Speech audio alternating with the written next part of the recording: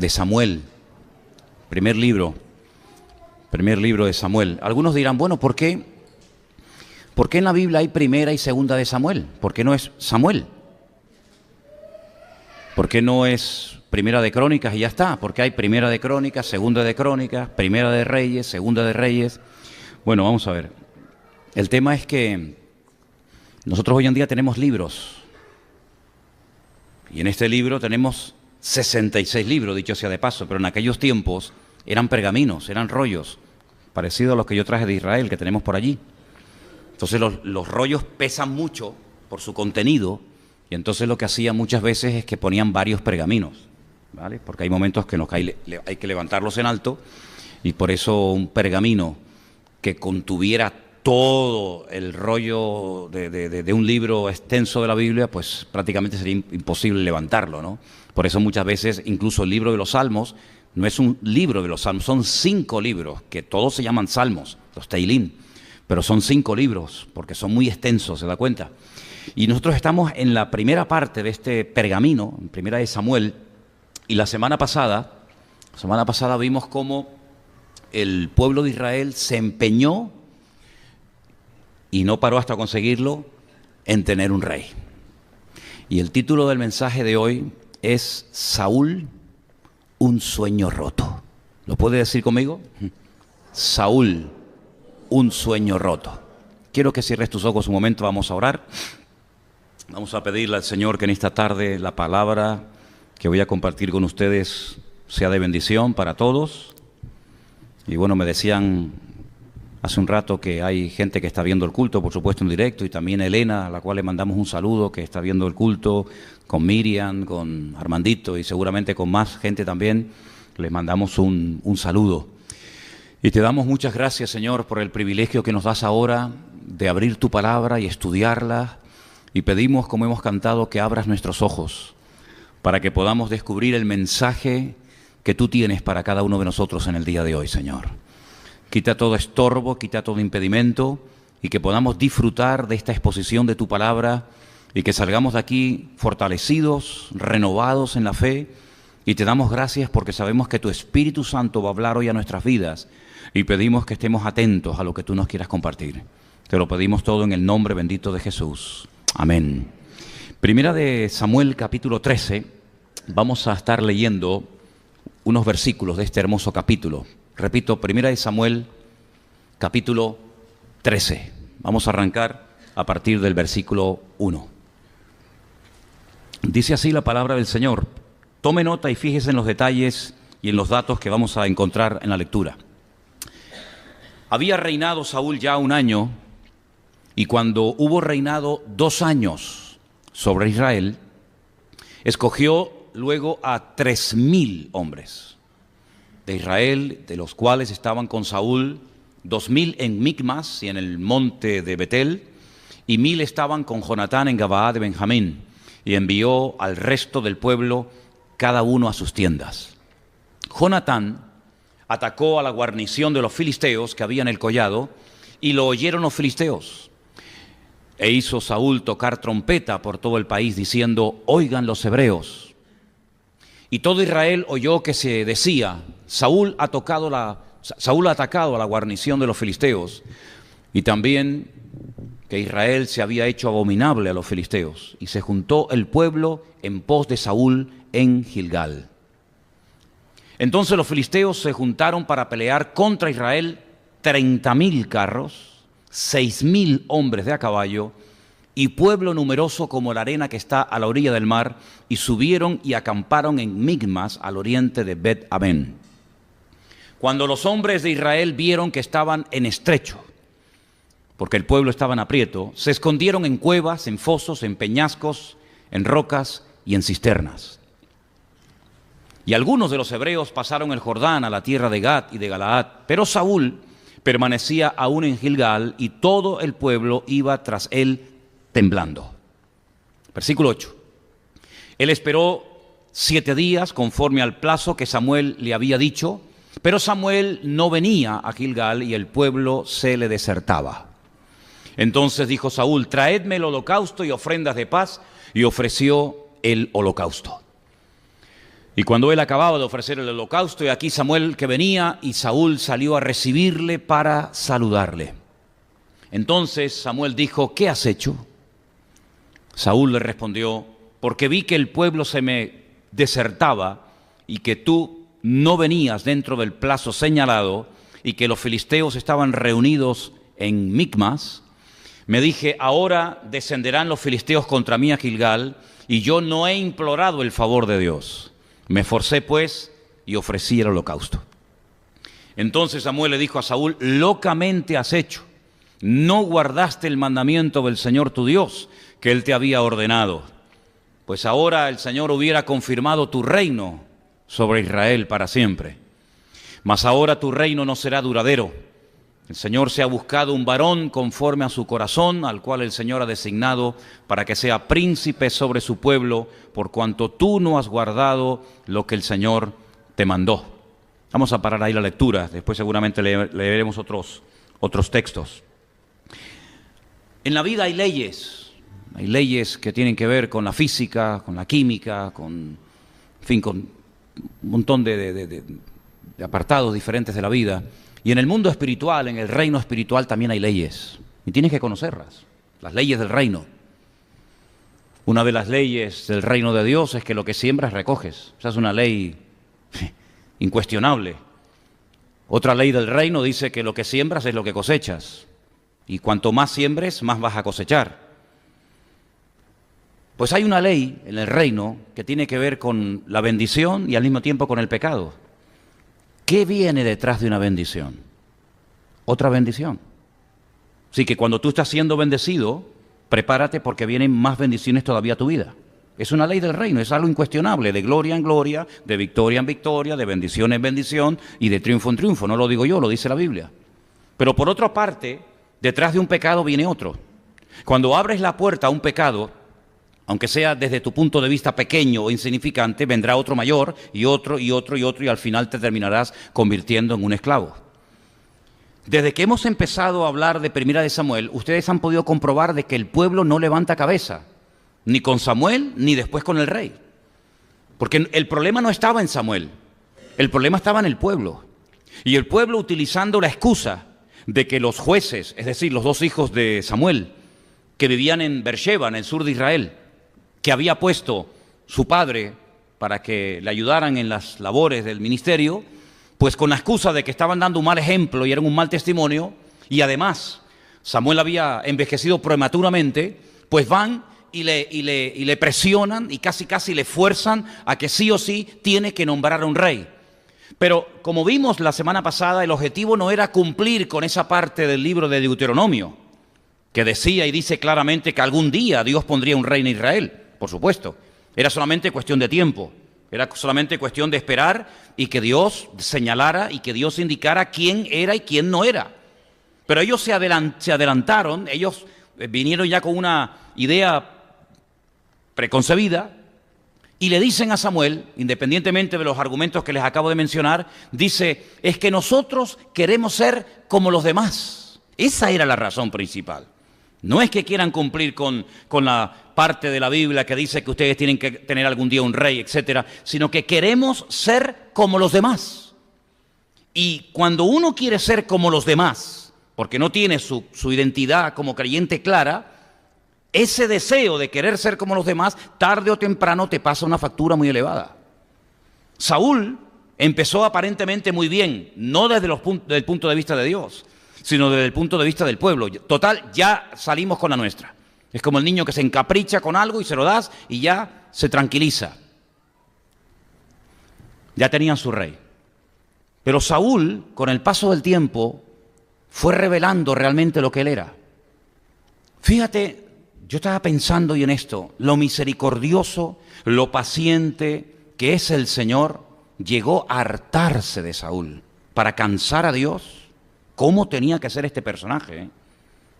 Porque yo les puedo cansar a ustedes, ustedes me pueden cansar a mí, pero que Dios se canse y que llega al punto de decirle a Samuel: no ores más por él. ¿Habéis leído ese versículo? Pues Señor, si tú nos mandas a orar los unos por los otros, pues yo te digo que por este no ores más. No hay nada que hacer. Es un desobediente, es un rebelde. No ores más por él, porque si oras, no te voy a oír. Eso se lo decía el Señor a Samuel. Lo harto que tenía que estar el Señor de Saúl. Claro, uno siempre tiene la cosita de decir, ay, qué pena, Saúl. No, ni pena ni nada. Cuando Dios dice, lo he desechado, es porque sabía perfectamente que con Saúl no se podía trabajar. Claro, aparentemente un hombre tan imponente, su estatura, etcétera, pero no era un hombre que se podía trabajar con él, no era un hombre con el cual Dios podía verdaderamente contar, porque siempre fue un desobediente, antes, durante y después. Y Saúl se terminó convirtiendo en una pesadilla, porque lo que empieza mal, termina peor. Y se convirtió en una persona que lo único que trajo fue ruina, tristeza, una crisis económica a Israel sin precedentes, división. Y hemos leído esta tarde que la gente, claro, iba a la guerra, los soldados iban con él porque, dicho sea de paso, no les quedaba otro remedio, pero ¿cómo iban? Temblando.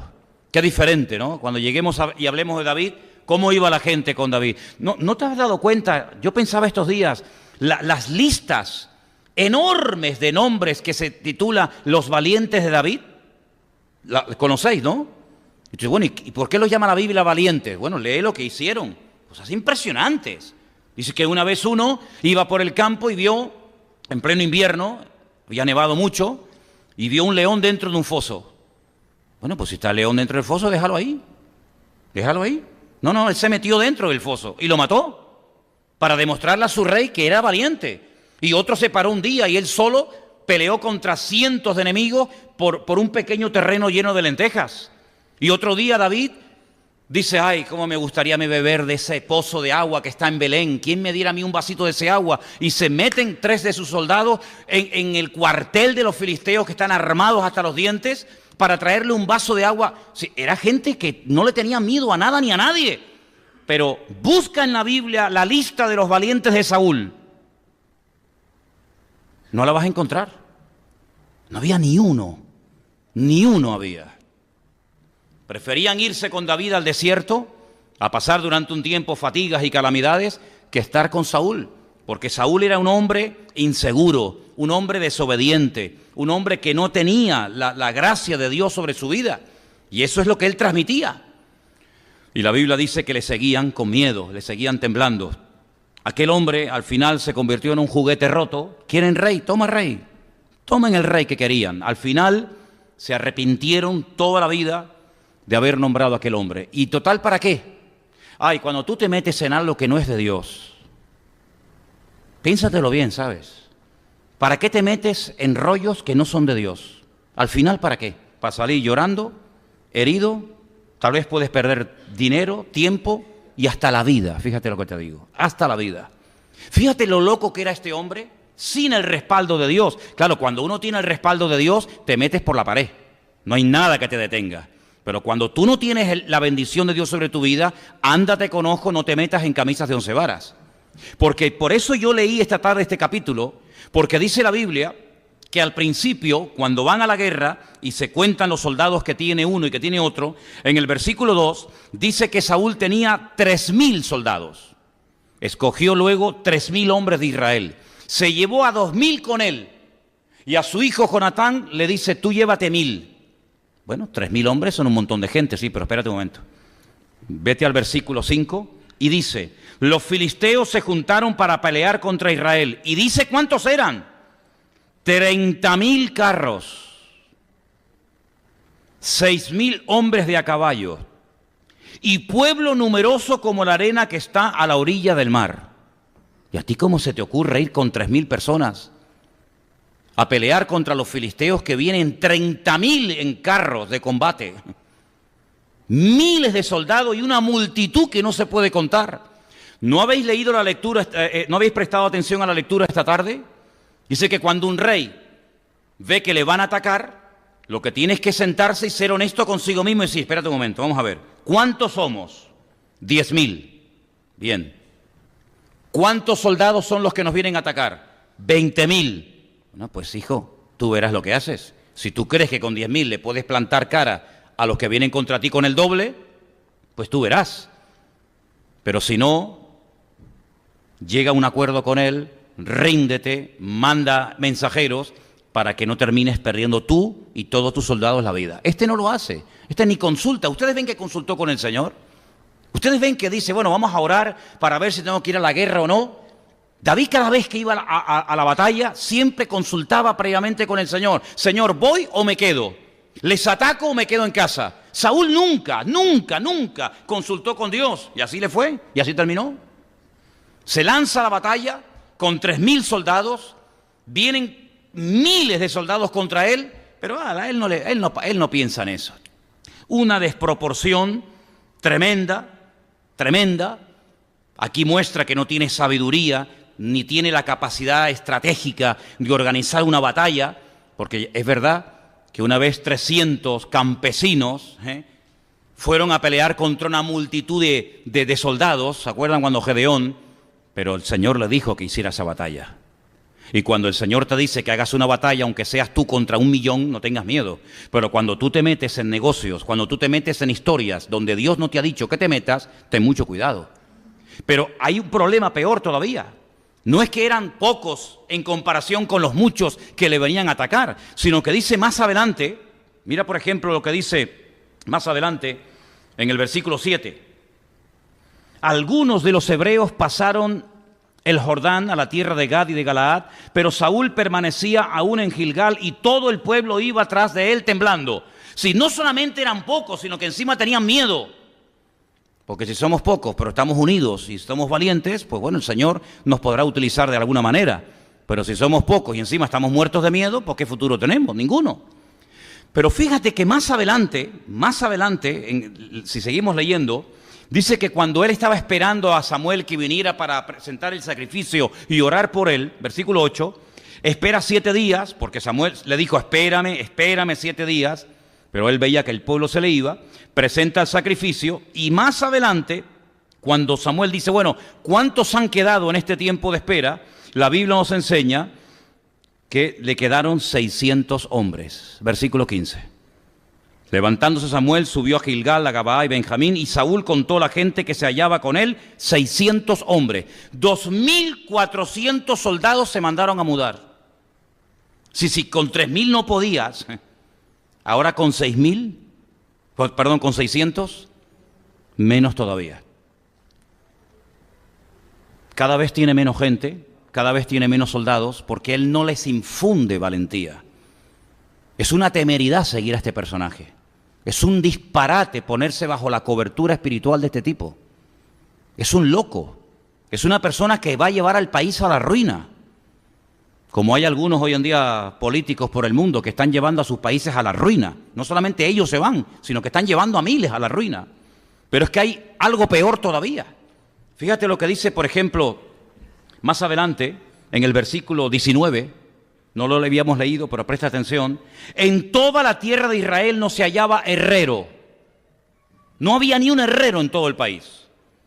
Porque los filisteos habían dicho para que los hebreos no hagan espadas o lanzas. Ay, amigo, interesante, ¿eh? Versículo 20. Por lo cual todos los de Israel que tenían que descender a los filisteos para poder afilar cada uno la reja de su arado, su asadón, su hacha o la hoz. Y el precio era de un pin, una locura, un disparate. Por las rejas de arado y por los azadones, y la tercera parte de un ciclo para afilar las hachas y componer las aguijadas.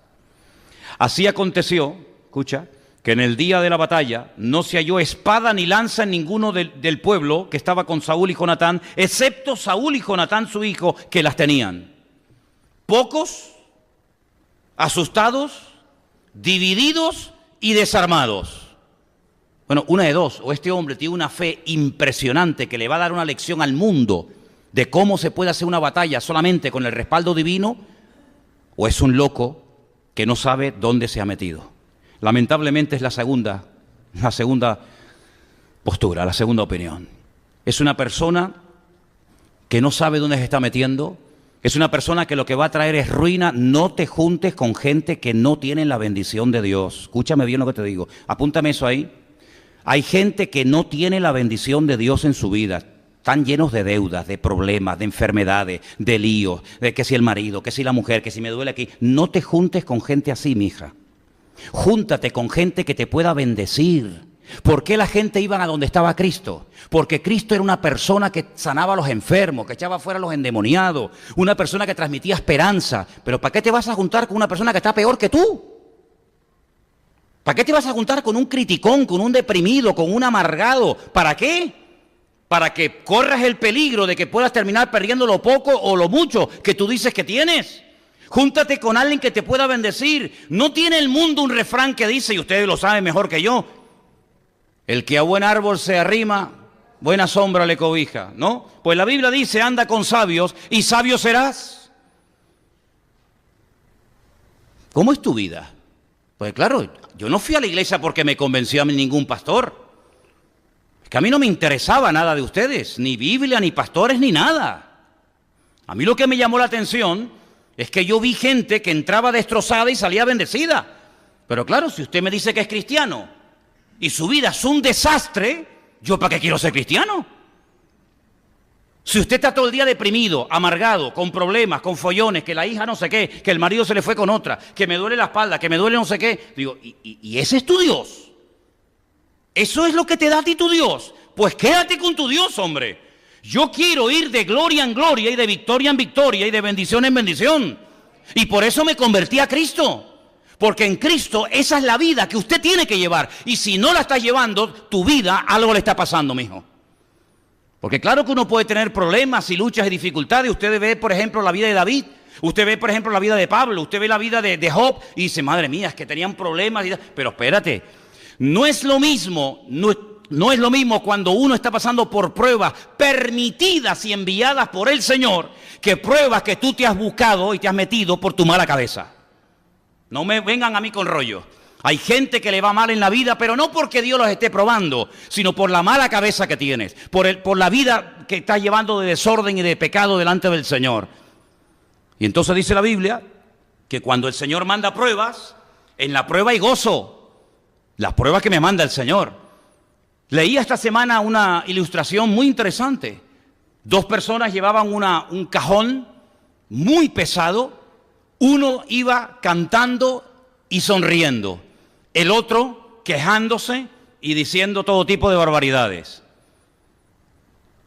Una persona se les acerca y le dice, caramba, los dos estáis llevando la misma carga, el mismo peso, pero veo que usted va cantando y sonriendo y usted va todo el rato quejándose y lamentándose. ¿Por qué? El que reía y cantaba dice, porque lo que hay dentro son monedas de oro y son mías. Y cuanto más pesa, más dinero tengo. Y al otro le dice, ¿y usted? Dice, yo soy el criado de este señor.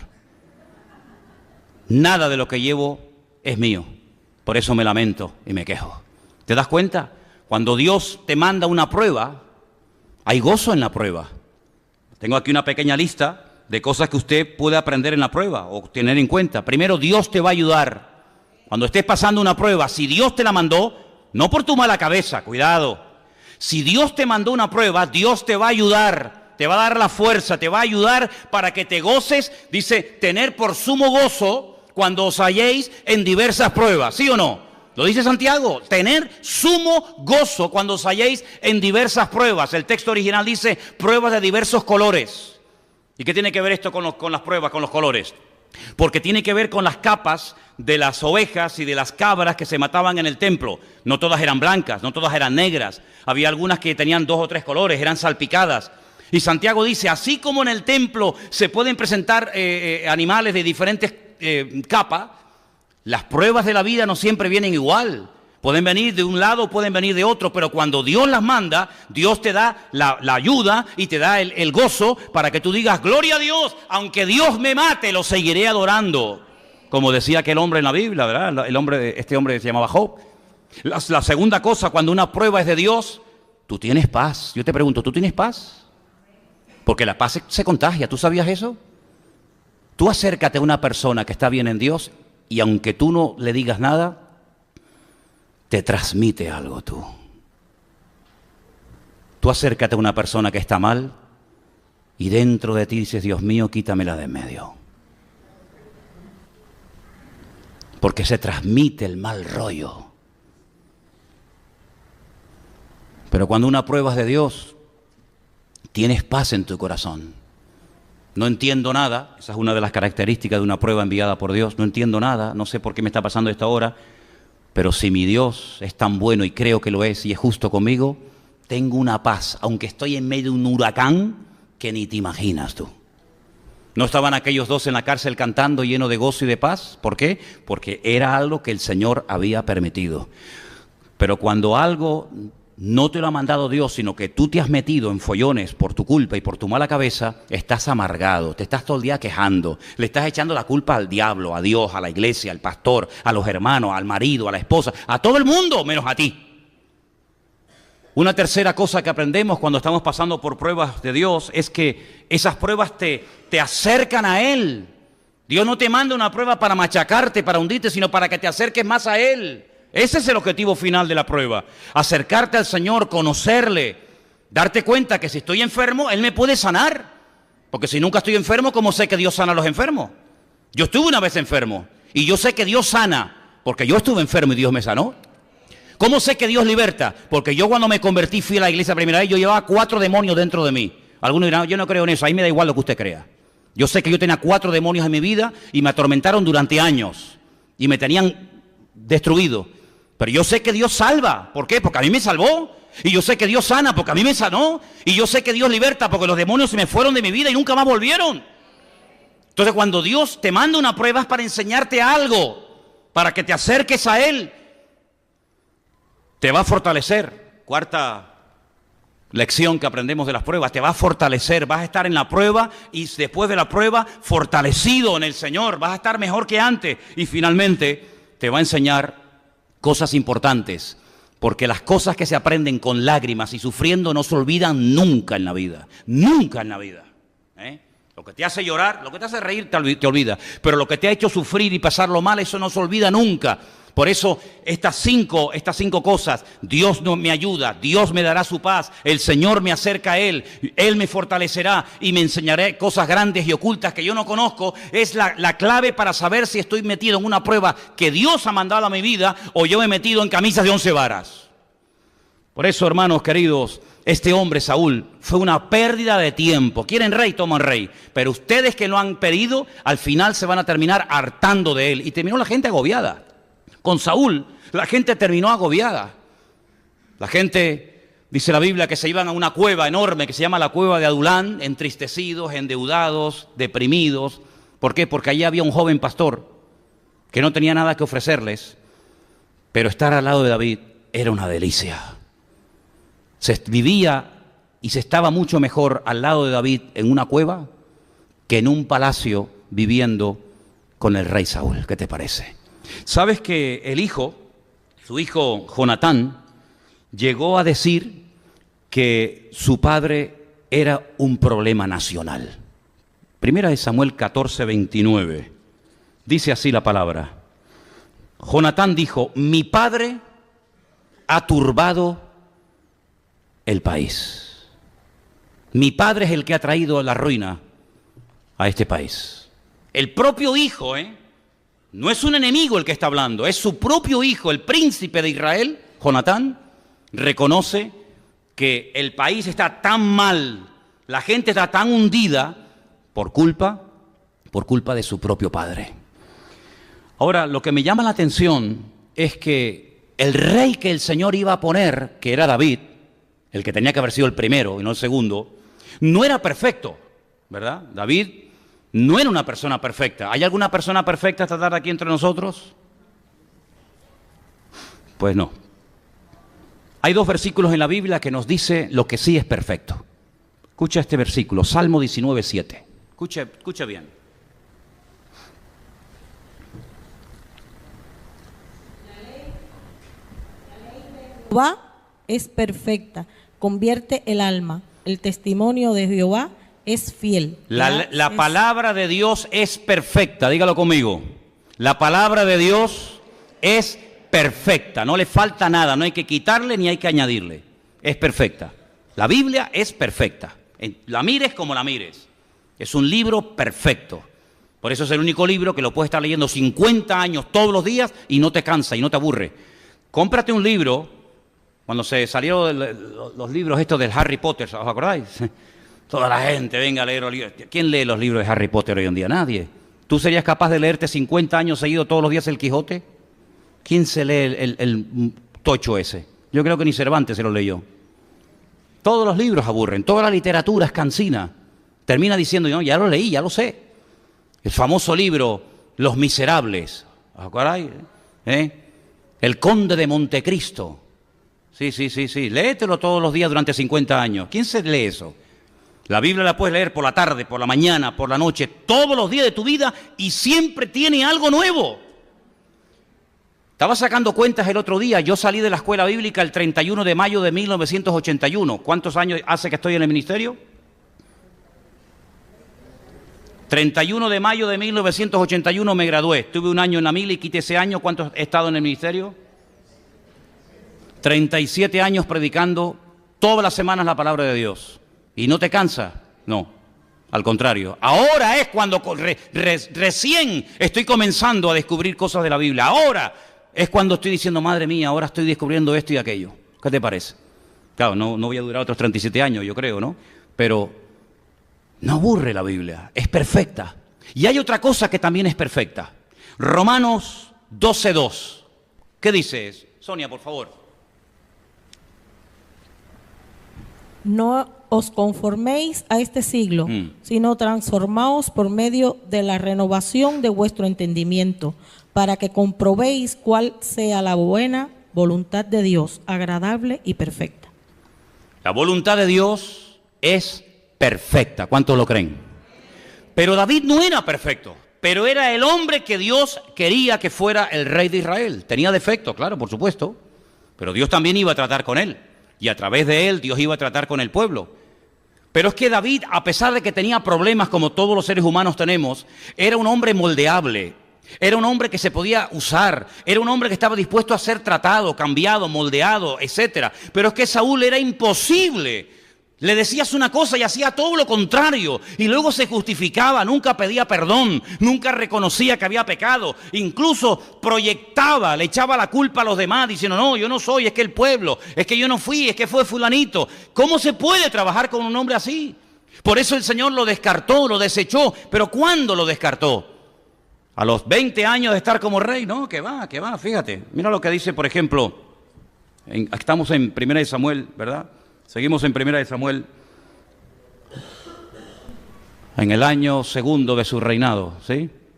En el año segundo de su reinado, ustedes pueden leer todo el capítulo 13 de 1 Samuel, y la Biblia nos enseña que en el segundo año de su reinado, ya el Señor dijo, con este hombre no se puede trabajar.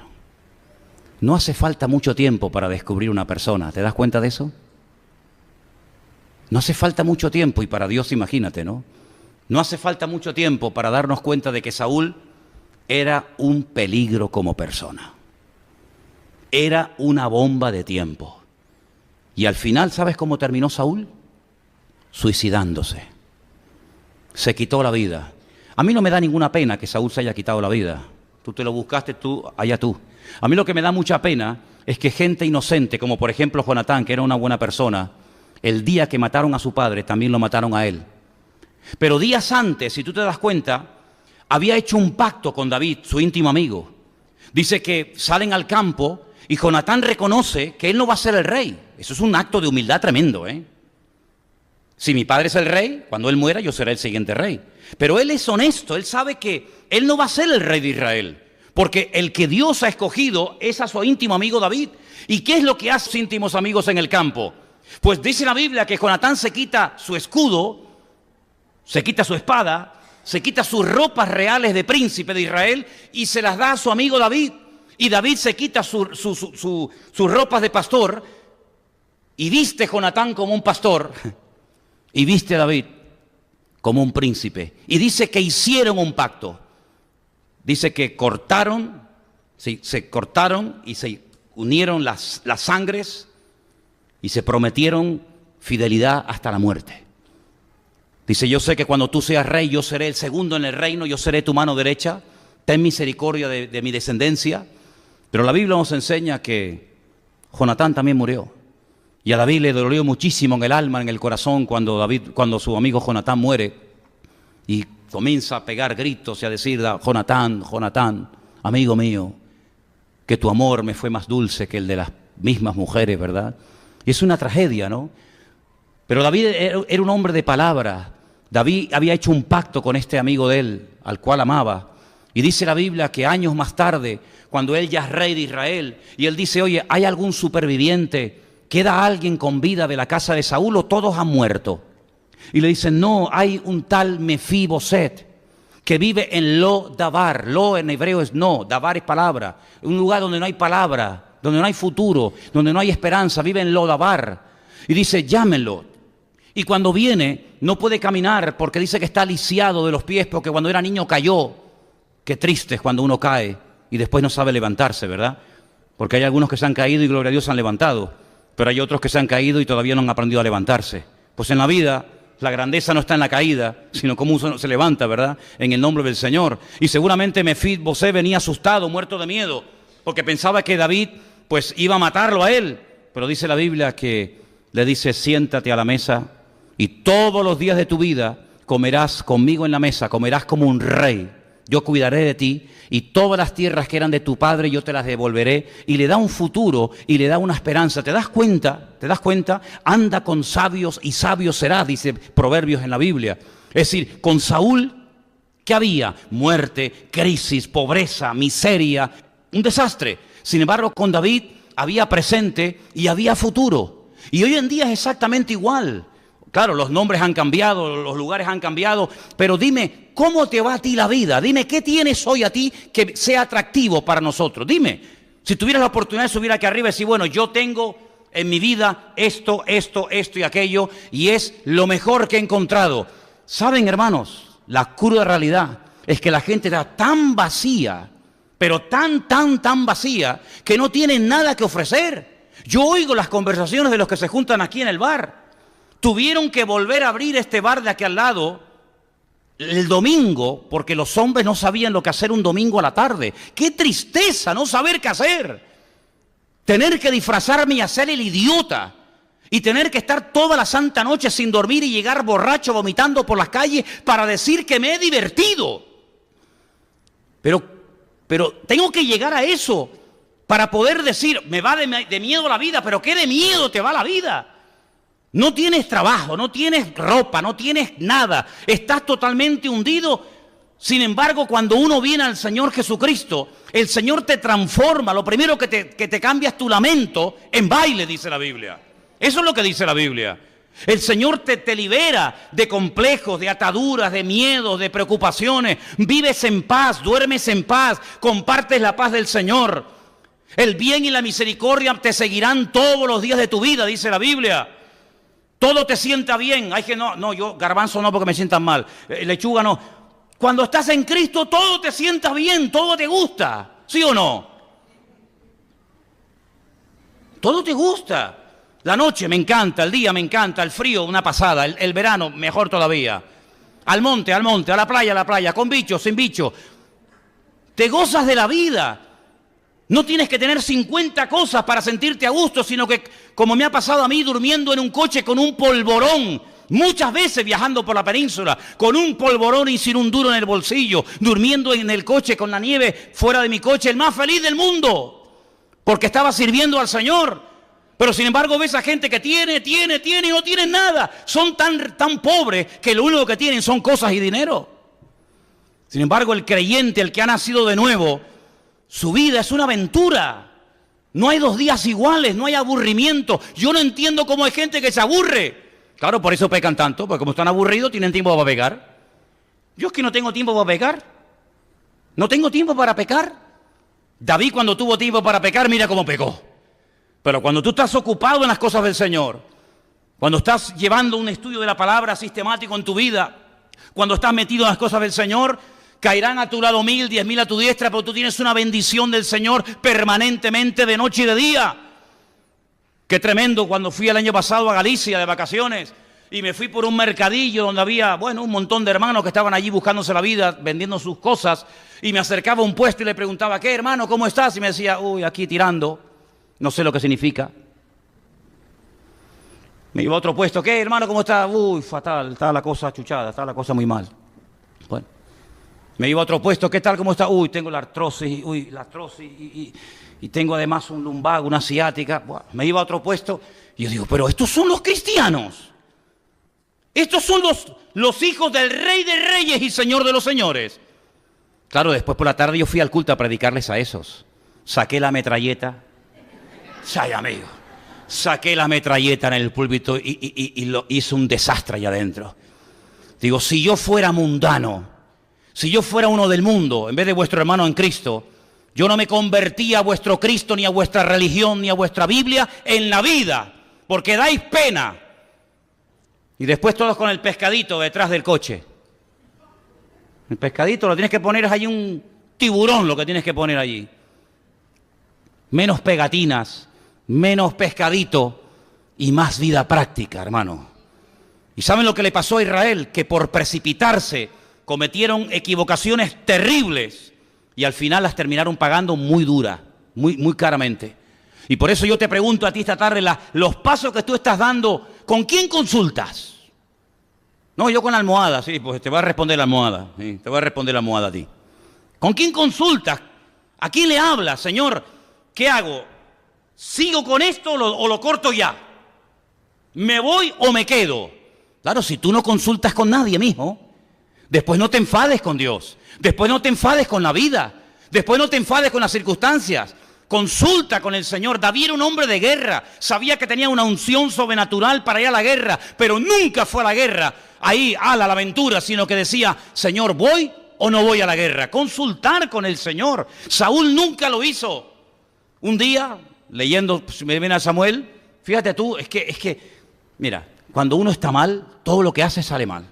Dice, hoy no va a comer nadie, no quiero que nadie, fíjate tú, en la guerra, trabajando, sudando, corriendo, jugándote la vida, que no coma nadie. Porque si alguien lo hace, la maldición de Dios cae sobre su vida. Claro, todo el mundo asustado, nadie comía. Claro, la gente no respondía, falta de energía, no comían. Es como esos que hoy en día están por ahí, no sé si hay alguna persona aquí en la iglesia. ¿Cómo está? Bien. No puede decir bien, ¿por qué? Porque como no come, está anoréxica perdida. Y se llama cristiano. Jonatán no había oído esto. Jonatán no lo había oído, su hijo. Pero su hijo se había ido él solito y mató a un montón de filisteos. Y la gente contenta. Y cuando viene Jonatán, dice que se mete en un bosque. Y claro, él tiene hambre. Y dice que había un río de miel en ese bosque. ¿Lo crees? Un río de miel. Corría así la miel por todo el bosque. La Biblia dice que Israel es tierra de leche y miel. ¿Sí o no? ¿Vale? Pues Jonatán llegó, cogió miel, se mojó la boca, comió la miel y dice que se le aclaró la vista. Claro, tenía una fatiga el pobre y recobró fuerzas. Ay, amigo, cuando se entera el padre. ¿Quién ha quebrantado la orden de no comer? Y le dicen, tu hijo comió hoy algo de miel. Dice, pues aunque sea mi hijo, lo mato. Y le dice el pueblo, ¿y tú vas a matar al hombre que hoy nos ha salvado la vida y ha matado a más filisteos en un día que tú en toda tu vida? Ni se te ocurra ponerle un dedo a tu hijo encima. Era un loco. Los locos terminan volviendo loca a la gente. ¿Cómo está la gente en países donde hay un loco? Loco perdida. Están locos perdidos la gente.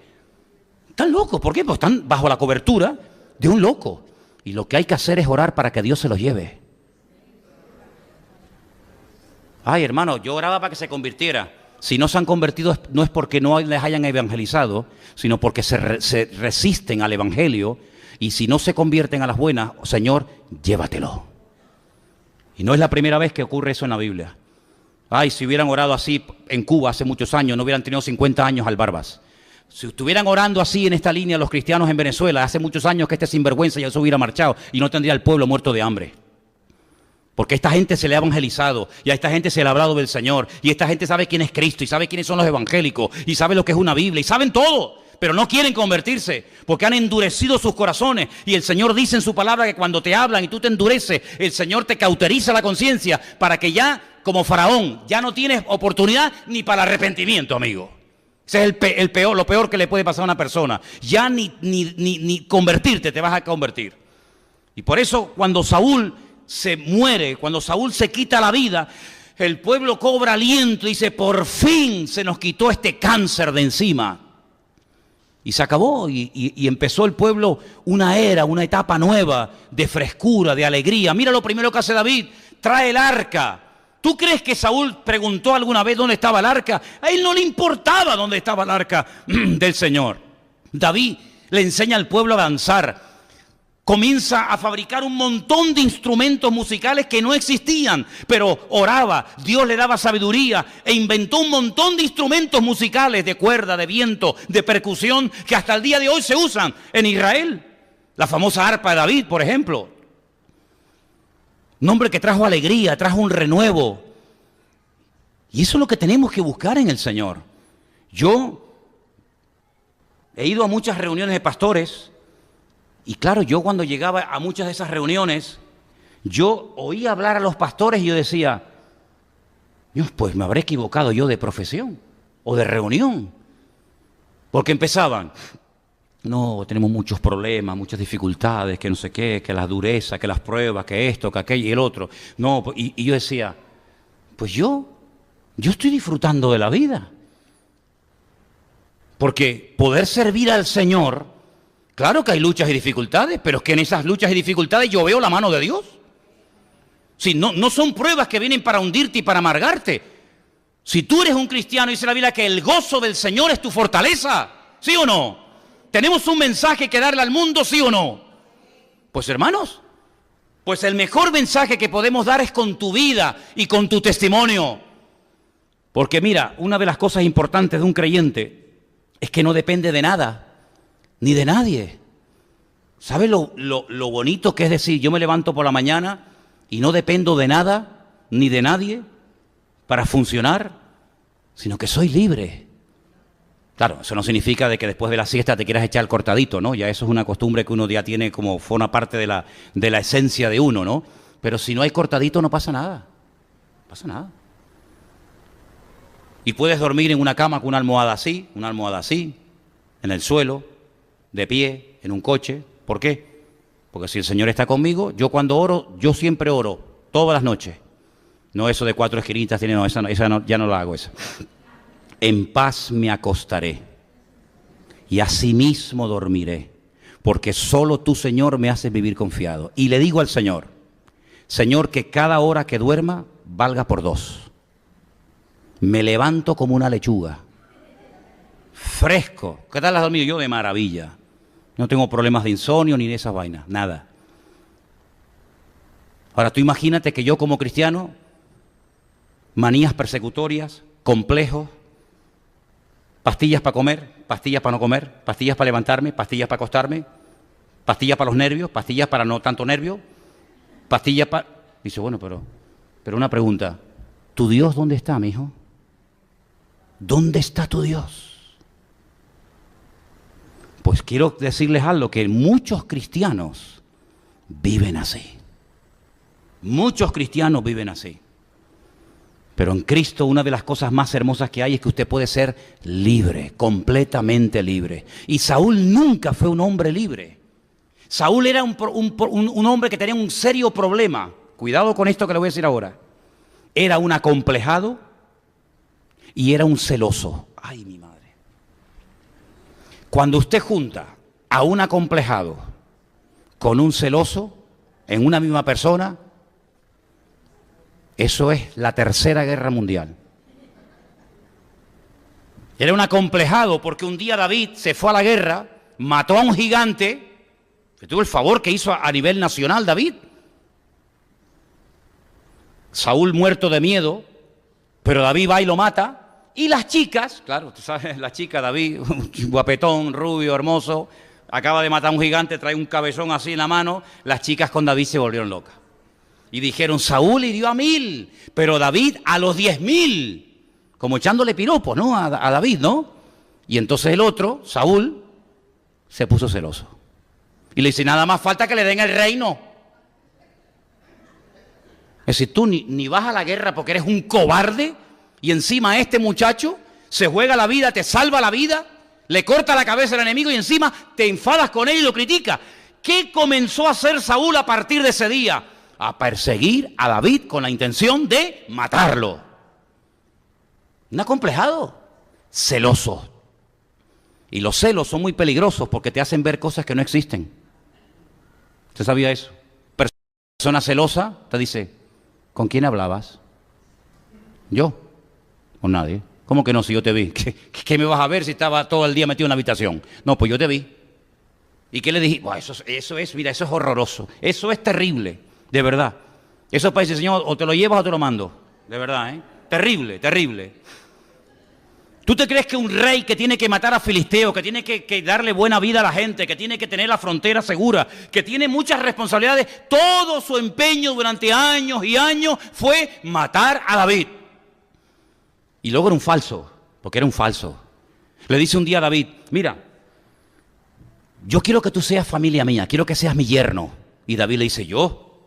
Un don nadie, un desgraciado, un pastor de ovejas, que sea yo yerno del rey. No, por favor, eso es demasiado honor para mí. Pero yo quiero que seas mi yerno. Bueno, pero dime algo, es que yo no tengo nada para ofrecerle a la princesa de Israel. Que la princesa había que echarle de comer aparte también, ¿eh? Cuidado con las que se venden como princesas. Porque hay algunas que se venden como princesas que después son, vamos, madre mía, una piedra en el zapato era la princesa aquella. Dice, no, dime algo, es que yo no tengo una dote, no tengo recursos económicos. Le dice, mira, tráeme 100 prepucios de filisteos. También menuda petición le hace ¿no? Y David se va, pero dice, claro, si yo le pido a que me traiga 100 prepucios de filisteos, alguno lo va a matar, que es lo que yo quiero, que lo maten. Bueno, pues viene y le dice, toma, 200. Es que a mí me encanta David. Yo, la verdad, si yo pudiera volver en la máquina del tiempo, yo me hacía soldado de David, porque es que este tío me encanta el David me encanta. Yo qué pena que no viví en una época que no viví en esa época. Todo tienes el amor, Dios te bendiga, hermano. A mí me hubiera gustado esa época de pim, pam, y me hubiera encantado. Pero bueno, ¿qué vamos a hacer? Le da a la mujer. Y entonces David, que era un hombre de Dios, espontáneo, campechano, el hombre quería adorar y adoraba, y el hombre quería cantar, no tenía ese miedo al ridículo, porque no era un acomplejado como el suegro, sino una persona feliz de la vida, pues resulta que se pone a danzar por las calles de Israel, y claro, doña Mical, que era igual que el padre, porque la Biblia dice lo dice el mundo, de tal palo tal astilla, la Biblia dice tal la madre, tal la hija, ¿no? Pues se queda mirando por la ventana y dice, tú chiquita, bailando ahí. Y cuando llega por la noche a la casa, Mical está con los morros. Con los morros. Y David dice, ¿qué te pasa? ¿No te da vergüenza haber danzado por las calles ahí, todo el mundo mirándote por las calles? Y David le dice, vergüenza a mí, vergüenza te tiene que dar a ti. A mí no me da ninguna vergüenza adorar a mi Dios. Y si crees que he hecho el ridículo, más todavía lo voy a hacer. Y dice que a partir de ese día nunca más se acostó con ella y fue viuda hasta el día de su muerte. Fue viuda en vida, que ese es otro tipo de viudez que hay en la Biblia. Viuda en vida. Tu marido está vivo, pero tú vas a ser viuda, como si yo hubiera muerto para ti. Y ahí se quedó. ¿Y qué te parece, amigo? Saúl fue un juguete que se rompió al poco tiempo, porque no fue el rey puesto por el Señor. Y tú tienes que asegurarte de que las decisiones que tomes en la vida, las tomes en la voluntad del Señor. Quiero terminar diciéndote algo. Mira, cuando tú vayas a tomar una decisión de la índole que sea, sentimental, económica, familiar, en fin, de la índole que sea, como he dicho, primero, no tomes nunca una decisión, escúcheme bien, sobre todo jóvenes y todos los que están aquí, para huir de una situación.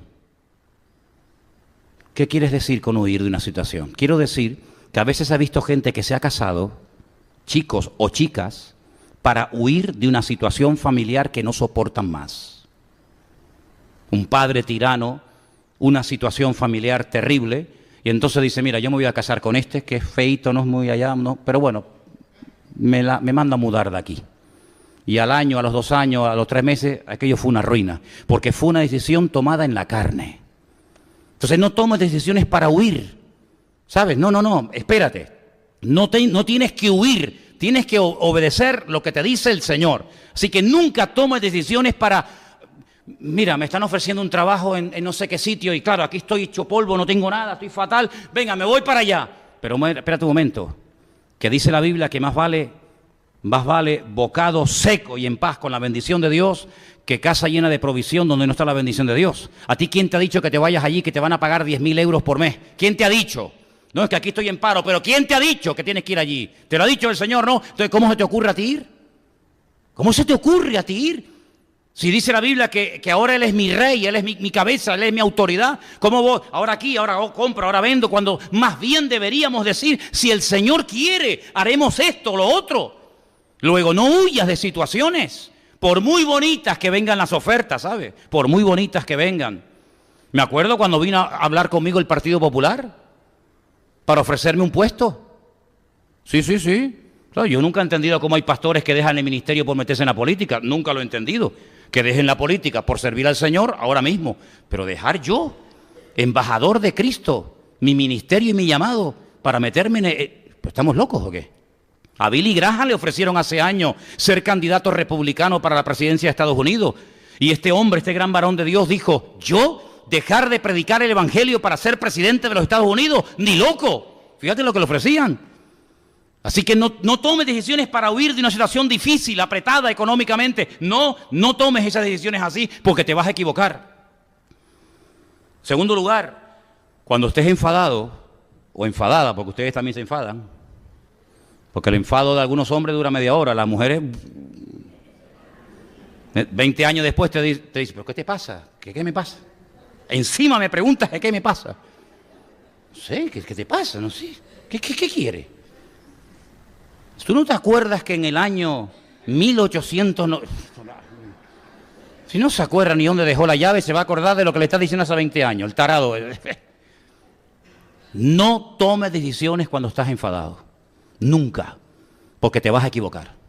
Me largo, ya no aguanto más. A la semana, perdóname, me equivoqué. Pero tampoco tomes decisiones cuando estés desanimado, cuando estés triste. Porque también te vas a equivocar. Así que no huyas tomando decisiones a la carrera, sin consultar con el Señor, sin esperar en Dios, como hizo Israel y se equivocó de rey. No tomes decisiones cuando estés enfadado, desanimado. No tomes decisiones porque otros están haciendo lo mismo. No, es que todo el mundo se está yendo para allá. ¿Y a ti qué te importa? Es que todo el mundo lo hace. No imites a nadie, sigue tú al Señor.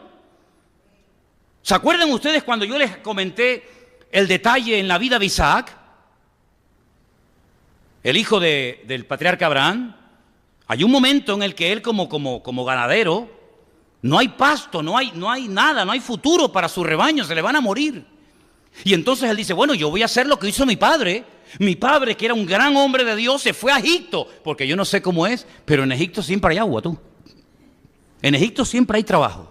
En Egipto siempre hay de todo.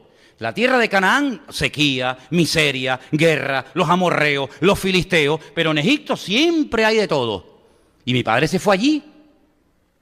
Y el Señor le dice a Isaac, tú no te muevas de aquí, tú quédate aquí. ¿Dónde vivía en aquel tiempo Isaac? En Beer-sheba. Lo dije el domingo pasado, ¿qué significa Beer-sheba? Beer significa pozo, Sheba es el 7, la ciudad de los 7 pozos. Esos pozos que había abierto su padre, que le proporcionaban agua para el ganado, o se habían secado, o los filisteos le tiraban tierra y piedras para cerrárselos. Qué malos, ¿eh? Qué malos los filisteos, ¿eh? De verdad que son malos los filisteos, ¿eh? Se iba a otra ciudad, se iba un poquito más allá, abría un pozo, encontraba agua en el desierto, fíjate lo que te digo, y venían los filisteos y le volvían a cerrar el pozo. Y se iban más para allá y le volvían a cerrar el pozo hasta que al final, ustedes saben, que llegó a un lugar llamado Rehobot, que es un lugar, lugar amplio, una ciudad moderna que existe hoy en día a las afueras de Tel Aviv, una ciudad muy bonita, y allí se estableció. Pero el Señor le dice, tú no vayas a Egipto, tú no tienes agua aquí, pero tú quédate aquí. Y le dice, siembra donde estás.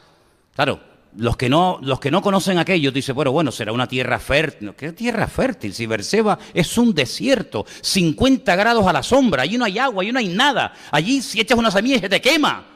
Pero el Señor me dijo que siembre en el desierto. Y dice que ese año sembró, en obediencia al Señor, fuera de toda probabilidad de éxito, cosechó a 100 por 1 y los filisteos vinieron y reconocieran que el Señor estaba con él, hicieron un pacto con él y le pidieron perdón. ¿Qué te parece? Entonces, no hagas lo que los demás hacen. No, es que todos están yendo ahora a Bilbao, porque en Bilbao dicen que hay mucho trabajo. ¿Y a ti te ha dicho el Señor que te vayas a Bilbao? No, es que ahora se está yendo la gente a Panamá, a Perú, a China, a Hong Kong. Tú te tienes que ir donde el Señor te diga. Y si no te dice nada, estate quietito, porque la puedes echar a perder. ¿Me siguen? Y finalmente, no tomes decisiones fuera de la voluntad de Dios. Claro, ahora tú dices, ¿y cómo sé yo cuál es la voluntad de Dios? Te voy a poner un ejemplo. Cuando yo me convertí, una de las cosas que se predicaba mucho en aquellos tiempos era que los cristianos tenemos que descubrir la voluntad de Dios para nuestra vida.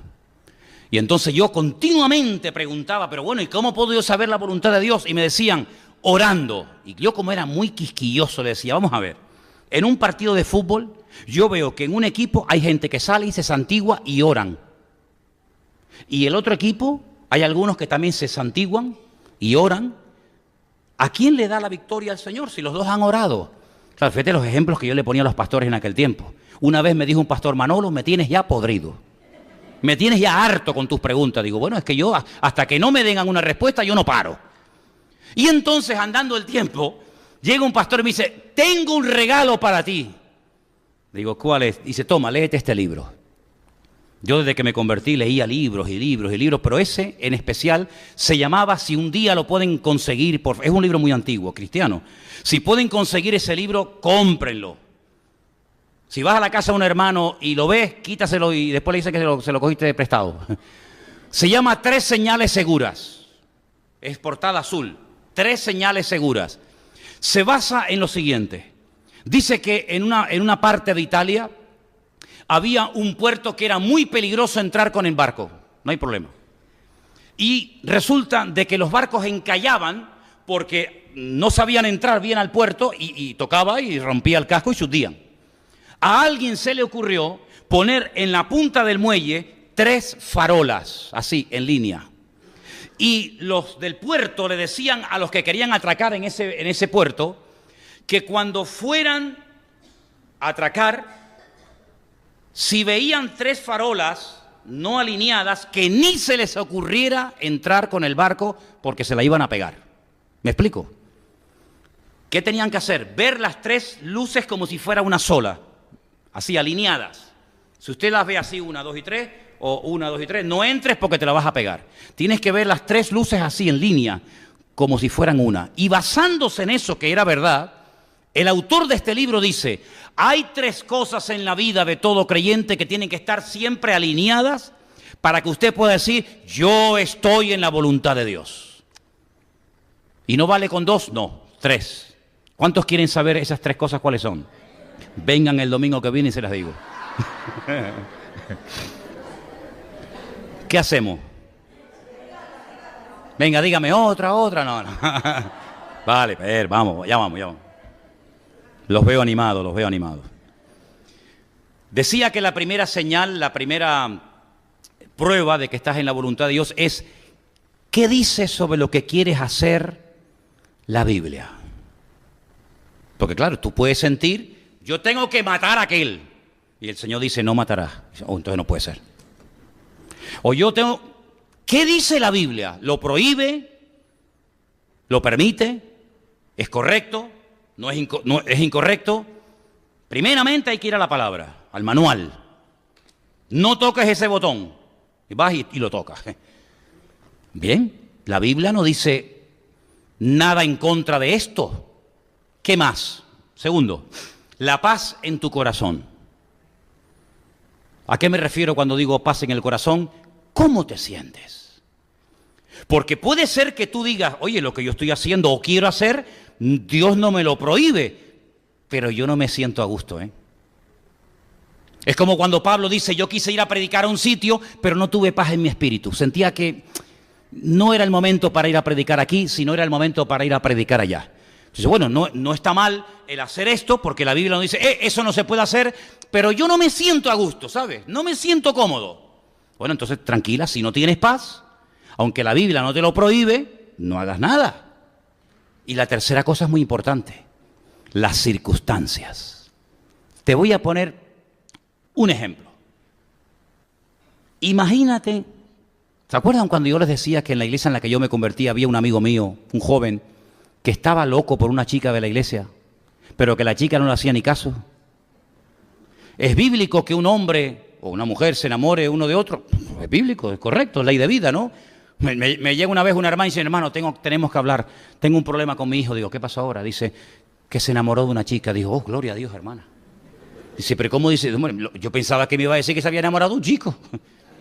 Si su hijo se enamoró de una chica, pues bueno, empezamos bien. Ahora vamos a ver de quién se trata, ¿vale? Es decir, usted está enamorado, le gusta, perfecto. La Biblia no prohíbe, ¿no? Bien, perfecto. ¿Usted cómo se siente? No, yo bien, a mí todo bien. Pero una pregunta, ¿y las circunstancias se han dado? No, la verdad es que no me hace ni caso. Entonces, mijo, ¿qué hacemos? Entonces mi amigo, que decía, Manolo, yo tengo paz en mi corazón, a mí me gusta más, iba a decir María, no sé cómo se llamaba la chica, para que nadie se sienta aludida, ¿no? A mí me gusta aquella chica, en la Biblia no me dice que sea pecado, pero es que no se dan las circunstancias. ¿Saben lo que hizo? Se fue, le dijo, hermana, el Señor te dice que te tienes que casar conmigo. Y esta, que era más espiritual que como de aquí a Lima, le dice, pues a mí el Señor no me ha dicho nada, si no estés espiritualizando. Si no se da la situación, la circunstancia, espera.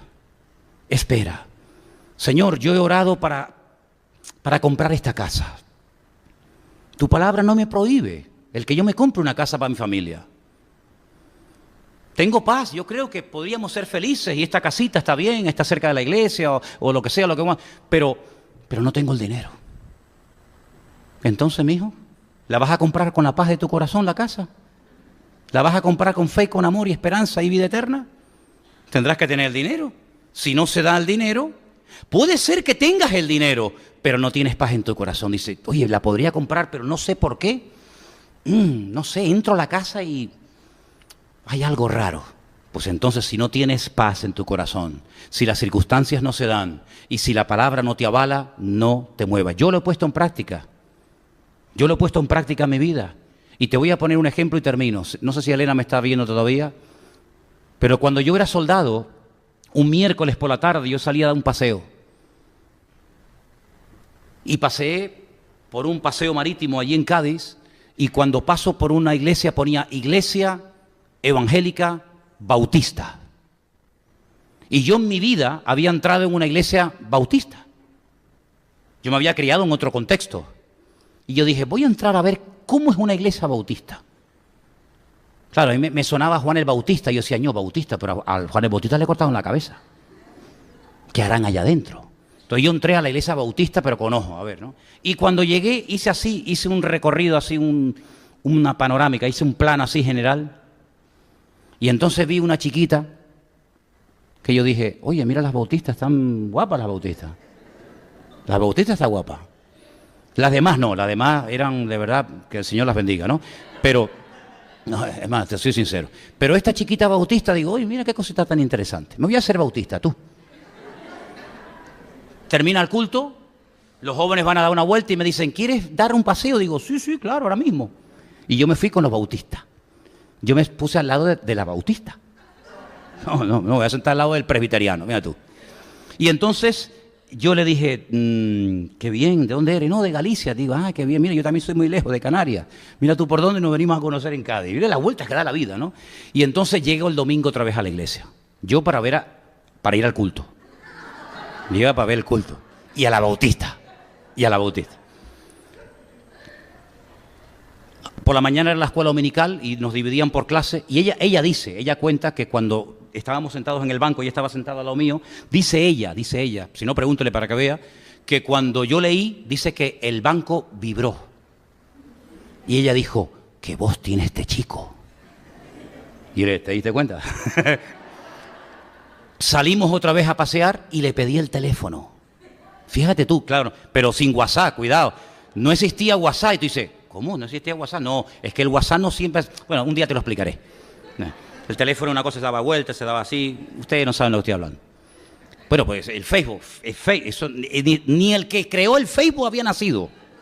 Ni el muchacho que lo inventó había nacido. No existía Facebook, nada. Ni correo electrónico, nada, hermano, nada. Teléfono y carta. Y claro, en el cuartel metían el teléfono en una caja blindada de hierro y solamente podías descolgar para coger las llamadas, pero yo sé llamar por un teléfono sin necesidad de marcar los números. Y bueno, el Ministerio de Defensa lo arruiné en llamadas que hice, ¿no? Y entonces la vi un miércoles y la vi un domingo. Pero este libro, que ahora entiendo por qué el pastor me lo regaló, empecé a ver que en la Biblia no me decía nada en contra de esto. Tenía una paz en mi corazón alucinante.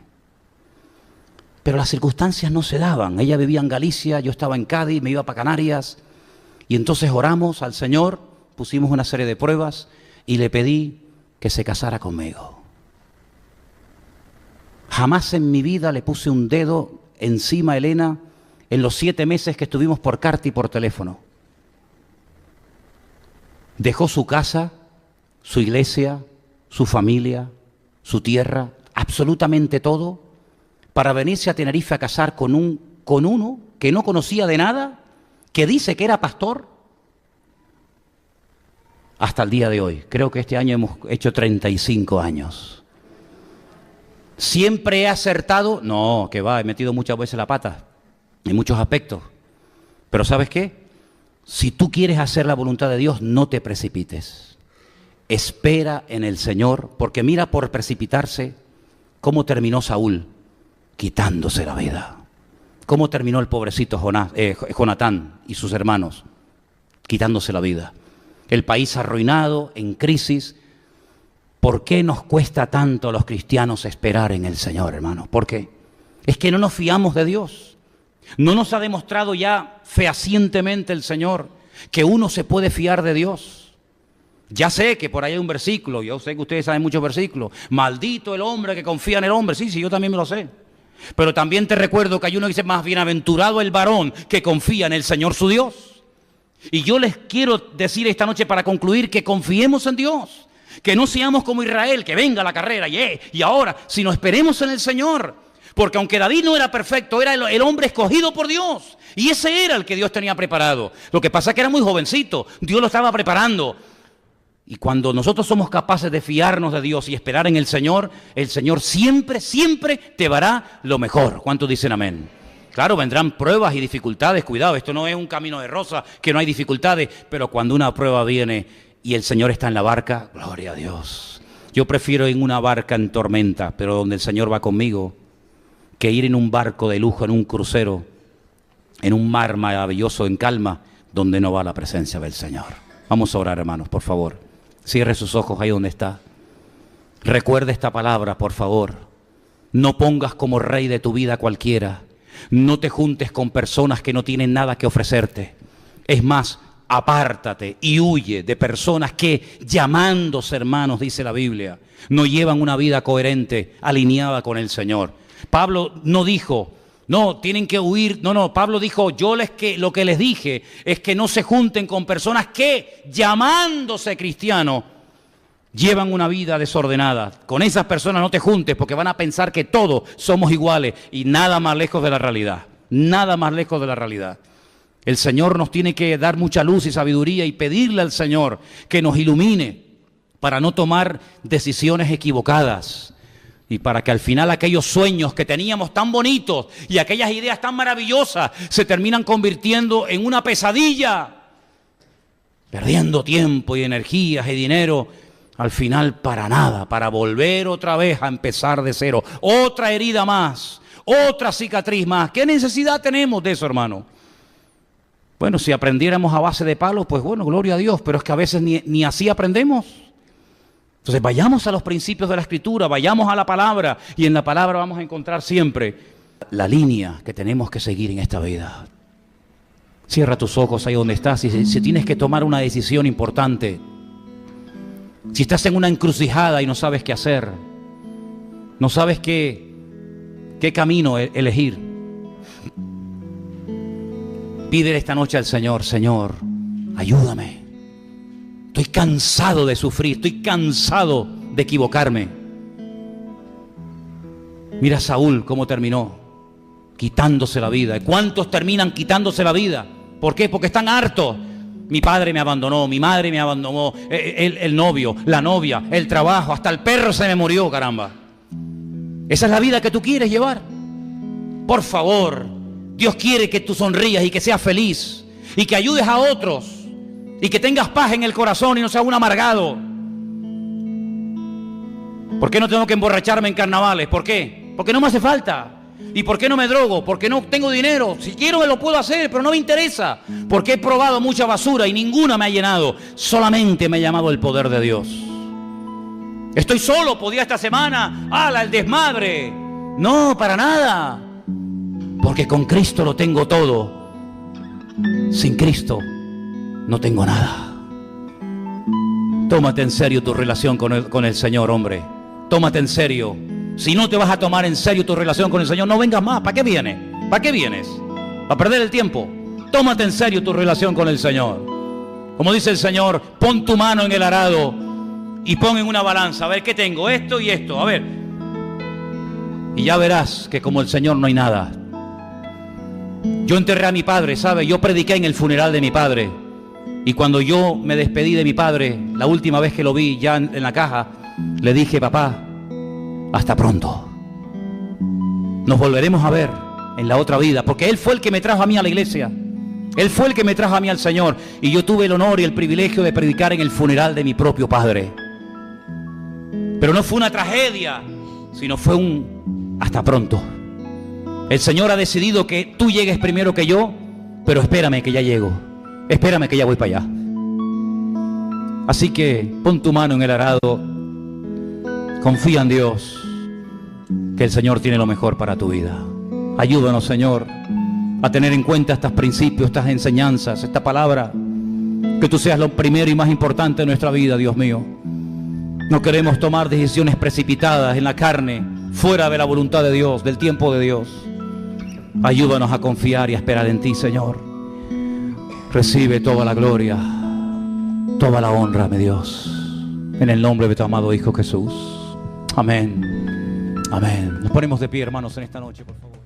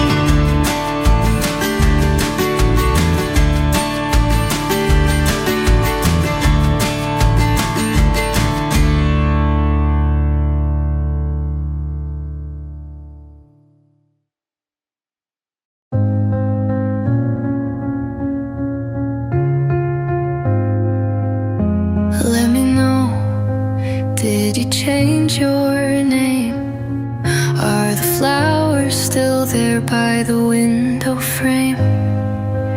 Is your sweater still left on the old chair? Did you ever really want me there? So let me know, do you feel the same? Or am I just a ghost in your flame? I can feel the echoes in my bones. Baby, I can't do this anymore.